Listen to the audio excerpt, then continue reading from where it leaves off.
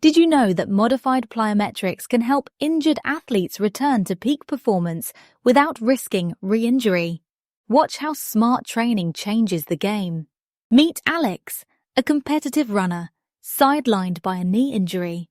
Instead of traditional high-impact jumping, his coach introduces him to modified plyometrics, starting with step-ups onto low platforms and progressing to controlled single-leg hops. These adaptations maintain explosive power while protecting healing joints. The exercises begin at 40% intensity of regular plyometrics, gradually increasing as strength improves. Alex's heart rate stays in the optimal training zone of 130-150 beats per minute, building cardiovascular fitness without stress. 3 weeks into modified training, Alex's vertical jump power has increased by 15%, while joint impact remains minimal.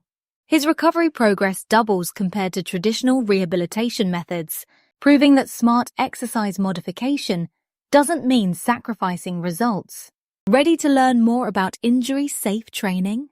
Drop a comment with your recovery story below.